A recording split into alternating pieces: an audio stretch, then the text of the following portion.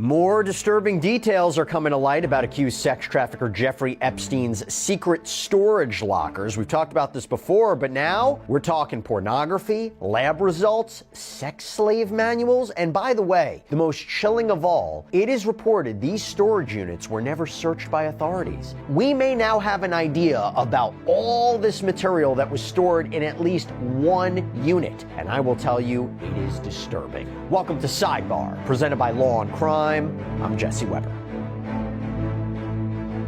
By the way, I gotta ask, if you're into content creation, if you're putting things out on social media, have you ever wondered how we're able to share so many of these clips on these stories so quickly? We use something called Opus Clip, okay? This is an all-in-one AI editor that makes it so easy to cut, create, and upload videos across any platform. Through AI, Opus Clip generates B-roll, it reframes footage, and it even cleans up audio. It is so easy. You just visit opus.pro/sidebar, you sign up, you upload, and in minutes you have perfectly edited clips ready to go for TikTok, Shorts, Reels. Opus Clip is your one-stop shop, and having a tool like Opus Clip means that our producers can get you viral courtroom updates instantly. This is the most powerful tool there is to share ideas and edit like a pro. So go to opus.pro/sidebar to get a free week and then 50% off. So earlier this week, we covered a report by The Telegraph that Jeffrey Epstein allegedly stashed away materials in secret storage lockers in the United States, potential evidence that was reportedly never fully recovered.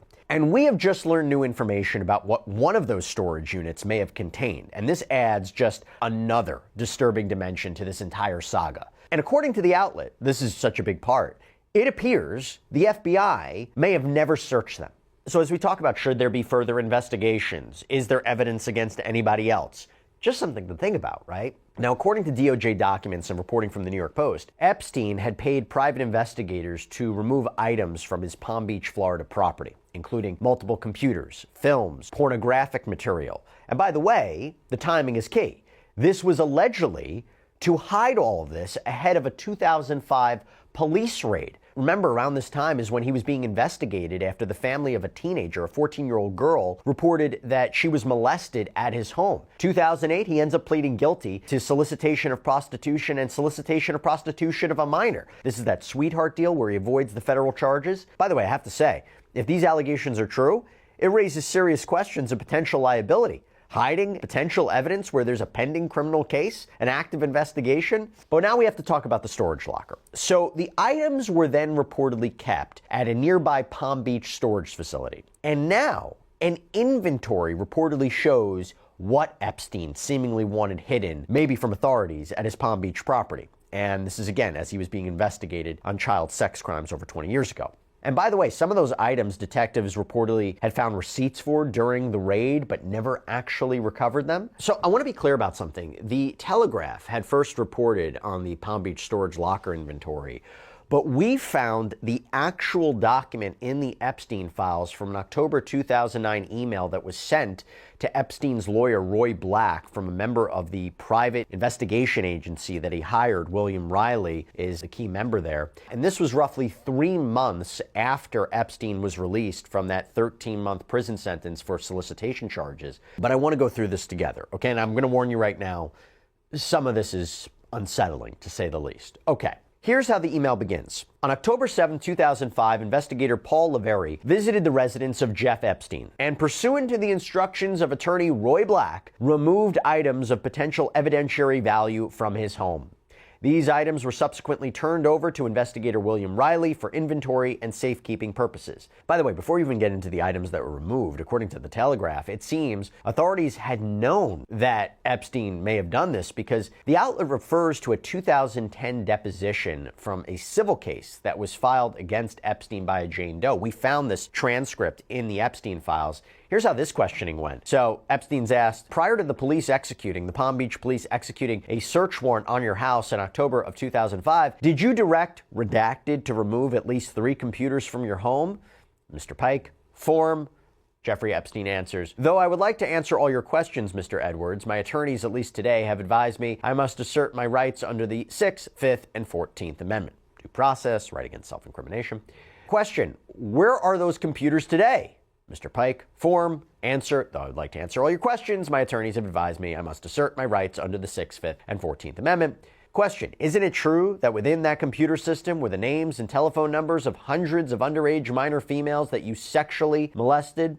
And of course, Epstein says the same kind of response. So I want to go back to the email and see what was apparently inside that storage facility. The items removed from Epstein's house were 3 different computers, including 2 Dells and 1 HP Pavilion. Okay, now before we move on, it is worth noting that copies of 2 of the computer hard drives were apparently recovered by the FBI years later, but again, remains unknown if any of the material in that storage unit was ever found by authorities or if they ever raided it. Moving on, over 2 dozen telephone directories.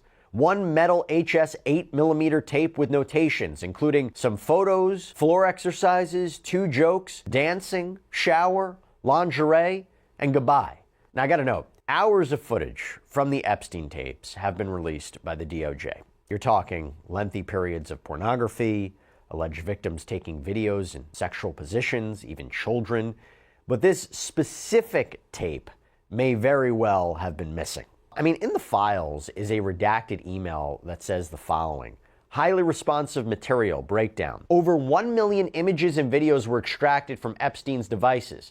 Approximately 34,000 were marked responsive. Approximately 15 to 20 images of CSAM, child sexual abuse material, less than 1%. Approximately 90% of the files are adult pornography, adult erotica, aged difficult pornography and erotica. In and of itself, it would be pretty disgusting, but you're talking about Jeffrey Epstein, so it takes on kind of a different meaning. I want to move on. 3 printed pages titled Individual Directory Listing, Massage, Florida. Okay. We know that massage work has been a common theme throughout Epstein's allegations, right? Court records show that Epstein maintained dedicated massage rooms in multiple residences, spaces that prosecutors say were used in the facilitation of child sex crimes. So the idea of having a masseuse directory, not surprising, very uneasy. Let's continue. The inventory. Various different photographs, including 1 black and white photograph on white female lying nude wicker couch, 1 color photograph of white female standing nude in bedroom, 3 color photographs of 2 white females nude in the shower, 1 black and white photograph of partially nude white female with happy birthday written on it, 1 black and white photograph of partially nude white female, 1 black and white photograph of partially nude white female, 1 black and white photograph of white female, 1 color photograph of partially nude white female, 1 black and white photograph of white female written on back, Jeffrey, it's redacted, you better never forget about me. May 28th, we'll be traveling. Love, heart always, class of 2005. Now we're going to get to the magazine shortly, but throughout our Epstein Files coverage at Sidebar, we have seen a trove of emails between Jeffrey Epstein and redacted individuals where there are sexual pictures that were asked to be sent, okay? And there is a large portion of those photos that were either partially or fully redacted to protect the victims here. But you have to wonder if he ended up printing these pictures out, maybe storing them at these storage facilities. I don't know. I mean, just to give you an idea about this, we did a whole sidebar on the collection of some really gross Jeffrey Epstein emails, including this one. This is from Epstein, 2015. It says, now that I understand, try to take some nude photos, be open, brave, sexy, wild, dance, jump, have fun, live. The response back, okay, I asked my friend, so she will take some sexy photos tonight or tomorrow. You got this response from Jeffrey Epstein. I think that you should take some of yourself first. Now, I want you to be free with yourself. First, I think you should study English, go online, there are many classes, then take the TOEFL test. The photos should not be porn, but should be sexy. Do you watch porn? Redacted, for example? You want to be free without being porn, but laugh, have fun. You're going to be 22, not 14 years old. Just to put that into context for you. Keep going through this. Magazines, including Purely 18, year 2000. Only 18, Barely Legal, Hustlers, January 2000. Now look, these in and of themselves are not illegal to own, assuming the women are at least 18 years of age, though the one titled Barely Legal is obviously eyebrow raising at the very least. One book titled Complete Slave, Creating and Living an Erotic, Dominant, Submissive Lifestyle. One book titled Training with Miss Abernathy, a workbook for erotic slaves and their owners. Annual Guide to NYC Erotica, Sexy New York City 2000, 11 different boxes including labels of sex toys. By the way, when I was thinking of that one, I was thinking, is there any, hate to say it, forensic material that could have been found on those sex toys, right, if you're talking about a sexual abuse case. Now, there is such a thing as dominant and submissive dynamics when it comes to different sexual role-playing, of course, and it could be a consensual act, but remember, Epstein was jailed twice. He had the sex charges, once in the early 2000s, as I mentioned, the solicitation charges in Florida, and then he was arrested in 2019. He was in jail awaiting trial on federal charges of sex trafficking of minors and conspiracy. So seeing he allegedly had 2 books on erotic slavery and domination in and of itself is disturbing, but you can also play into the idea of sex trafficking, right? As the theme around erotic slavery includes limitations on one's autonomy, freedom of movement, power to decide matters related to their own sexual activity. Is it a leap? Maybe, but I gotta call it out. And by the way, I gotta call this out too. We did a previous episode of Sidebar about these communications that raised this theory that Epstein was growing toxic plants, that these toxic plants contained scopolamine. It's tied to memory loss, confusion, which would arguably limit one's autonomy, their free will. Let's continue on. VHS tapes, including 30 VHS tapes of pornography, empty DVD of pornography, South Park Volume 5, South Park Volume 4, The Witches of Eastwick, 1/22/99 main house video, don't know why that specific date, but it's weird, Rush Hour, Madonna, The Trackers, Raging Bull, Beyond Rangoon, Not So Great Moments in Sports. Now, I mentioned earlier that the Epstein tapes released by the DOJ included long segments of pornography. Several of the websites seen in these videos contain the word teen, which, again, you have to question if these porn sites were even legal. But again, we don't know exactly what was on these pornography tapes. But again, they were inventoried, they were taken out. I do want to take a closer look at some of the movies included here because their summaries kind of stand out to me. So I want to start with The Witches of Eastwick. Here's a summary from Rotten Tomatoes, okay? 3 small-town friends, Alexandra, Cher, Jane, Susan Sarandon, and Suki, Michelle Pfeiffer, each having lost the man in their lives, are feeling unfulfilled until a furtive stranger, Daryl Van Horn, Jack Nicholson, arrives and begins courting each of them in turn.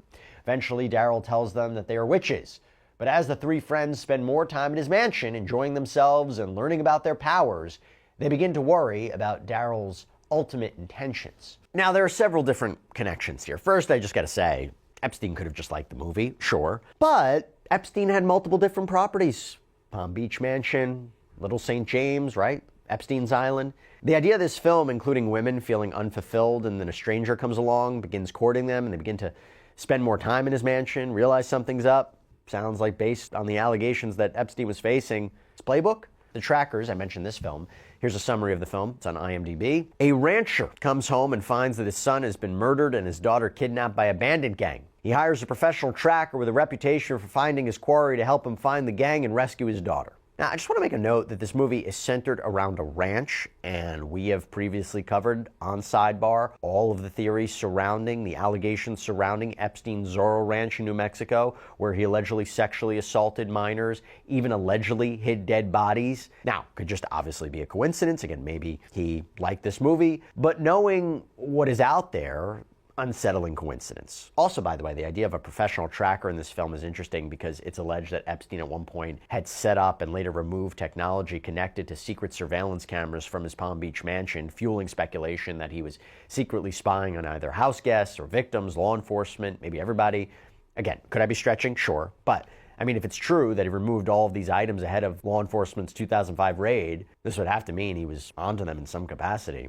By the way, I just have to say this in that vein. You got this email from 2014 where Epstein writes seemingly to a staffer, it could be Larry Visosky, his pilot, let's get 3 motion-detected hidden cameras that record, thanks.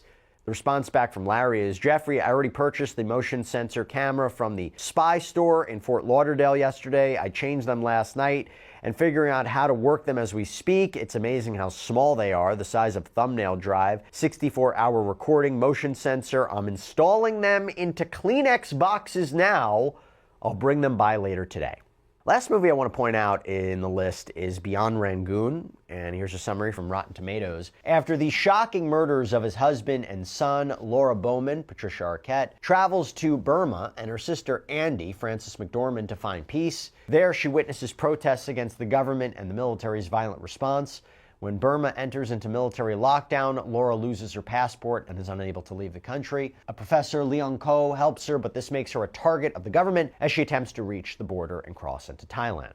Now, I just want to make note that several of Epstein's accusers came from foreign countries, and it's alleged that he recruited minors internationally, some of them being aspiring models and students. So in this film, a professor coming to the main character's assistance to help escape a foreign country, and it's alleged Epstein even helped victims with visa assistance, college tuition, other career connections as part of a larger means of grooming. Am I stretching? Again, I don't know, just weird. Okay, by the way, if you thought this inventory list was done, no, there's a lot more I gotta go through. Okay, 3 Brookstone massagers, 4 unboxed sex toys, clothing items including 2 black silk thongs, 1 white silk thong, 1 silver-colored chain with clip, 1 pair of women's black hose, I'm assuming pantyhose, 1 pair of black underwear. So from the looks on this portion of the inventory list, all the items have some intimate nature to them, right? Massagers, sex toys, lingerie. We don't know where these items came from. I go back to my point. I don't know if they have forensic material on them that could have been tested. I don't know, were they used or worn by victims themselves and they were items that Epstein was collecting? I don't know, were they items bought by him? We can really only speculate at this point. But here's a disturbing document found in the Epstein files that may shed some light. So the top of the document is redacted along with the date of birth below it, but the subject line says Royal Palm Beach High School, 2 dates, 2005 and 2004. So this would be around the time that authorities had raided his Palm Beach property. It reads, summary of activity, brought to massage, Epstein by, was told to get undressed, stayed in thong, panties, provided massage wearing her thong. Epstein rubbed her private area over thong with a sex toy. Epstein then pleasured himself. Number of sessions, 1 connections to other girls, brought to Epstein's house. Now, in that email alone, there are several items of identical nature used in a sex act, and we can speculate that it was potentially a high schooler based on the subject line there, and it could have been very well taken place in Epstein's Palm Beach mansion. And when you look at documents like these, it just gives us a glimpse into what potentially took place on that property. Continuing on with the inventory, 1 frame picture of a white female, 1 desk tray with pens, pencils, tape recorder, blank tape, bullets, etc. So some of those things sound like, typical office items, though it's not clear who the woman in the picture frame that he allegedly wanted hidden. And also strange that bullets were grouped into that list. It's also unclear if these are bullets from a firearm or something else. What we do know is that a big chunk of the videos found in the Epstein files included women dancing in Epstein's property, though the women in those videos were redacted for protection purposes. And with things like a tape recorder and a blank tape allegedly taken from his Palm Beach mansion, you gotta wonder if the same types of activities were happening there as well. Moving on, identification cards, including Harvard University identification card Epstein, Florida concealed weapons permit expiring March 29th, 2010, Epstein, the Breakers identification card Epstein. So in 2005, Epstein, by the way, was given the title of visiting fellow at Harvard's Department of Psychology, which could explain why he had an ID card at that time. Now, the reporting indicates that Harvard kind of quietly stopped receiving donations from him in 2008. It really wasn't until 2019 that Harvard issued a message explaining the university's connection to Epstein and condemning him. But the New York Times reports that he still visited Harvard 40 more times after his 2008 conviction on those sex crimes in Florida, and even had his own office space until 2018. As for the concealed weapons permit, we can understand why he wouldn't want authorities to know he had the means to own and operate firearms if he was about to get raided on allegations of child assault. But for why he would want to potentially hide a Palm Beach resort ID card, you got to wonder what went on there that he'd potentially not want authorities to know. Maybe that he was a frequent member. I don't know. I'll give you one example, and this is from 2010. 5 years later. I don't know if it has any connection, but message from Barry Zelen to Jeffrey Epstein. Leaving for New York City after being in Florida for 2 weeks. Thought I might bump into you somehow. It didn't happen. It appears that you and the press are still joined at the hip for the moment. Too bad for you. The plebeians stay entertained. I will tell you this, it is an interesting scene at the Colony on Friday night at Club 10, and the Goyim in general know how to have a good time. I like to watch, so Palm Beach is fun. But give me the keys any day of the week. The crowd at the Ferrari show at the Breakers was remarkable for its international participants. The women and men were spectacular, so were the cars. That's my report. Work awaits me. Stay sane. Going back to the inventory, you have one DVD titled Seagate Kids Reunion dated March 9th, 2005. Now, Epstein apparently grew up in Seagate, which is a private community in Coney Island, Brooklyn. So this DVD could very well be from a reunion that took place in around this time. There is an interesting email from 2009 that Epstein sent to a redacted party with the subject line, Seagate Reunion, and it reads, "The only time I can remember ever experiencing this much anticipation and curiosity about anything was when I went to the freak show in Coney Island as a teen." I don't know, maybe he's just making a point, making a joke. Freak show, anytime you mention Epstein, though, gotta call it out. All right, now I want to look at the final items on this list. 2005 calendar, miscellaneous greeting cards, announcements, personal letter, lab results, and last but not least, $2,256 in cash. Okay. As for the plans in this particular calendar Epstein allegedly wanted removed, you have to wonder what he had written down. But what is more interesting is the idea of Epstein wanting to hide lab results, right? Could they have been STD tests, pregnancy tests, drug tests? Because knowing the allegations against Epstein, including of secret children, there's just endless possibilities. You got one email from a later date in 2012, involves a lab test. It says, quote, make sure you take some form of antibiotic for the private region, a woman's private region, Cleocin or some such. You've had many men's private parts in just a few weeks. Then you go to this email, April 23rd, 2012. Jeffrey, I am a clean freak. I contact my doctors for every little thing. Not so many, always with the same and always with condom. We'll take a test. That's always useful. I'm a bit surprised to see these messages. Epstein responds back, I only want good for you. Now, when it comes to the exact amount of cash that Epstein allegedly wanted out of his Palm Beach mansion, I couldn't find anything in the files that points to that particular number around that time. But it is a little suspicious, and that it's only under $3,000, because that's not a lot of money in the grand scheme of things. So where else did he have money hidden? Maybe, I don't know. Now I know that inventory list was a lot, but I got to go through some email correspondence that was found in the Epstein files that further proves, or seems to prove, these items were taken. So this was from August 2009. It was about a month after he was released from jail in Florida. And there seemed to have been a request from Epstein's accuser, Virginia Giuffre, regarding certain evidence. So this is an email that Epstein forwards to his attorney, Roy Black, and then his attorney, Martin Weinberg.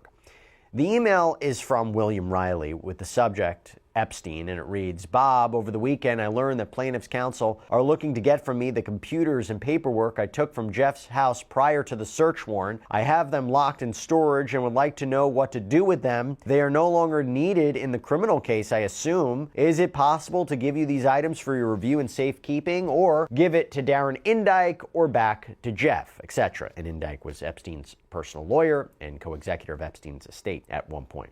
I've attached my inventory and some of the photos of the items I have. Roy Black directed that the computer drives be cloned and he would have the results of that effort. The cloning was done by a forensic specialist, Dave Kleiman. Let me know ASAP, Bill Riley. So the key there, moving computers, paperwork prior to the search warrant, I mean, an argument would be that this material was moved in anticipation of the investigation, right? And by the way, I will tell you, the Telegraph also explained what former Palm Beach Police Chief Michael Reeder said when authorities searched Epstein's Florida property in connection with that initial Florida State investigation, those charges. Quote, the place had been cleaned up, and he added how certain computer material appeared to be gone.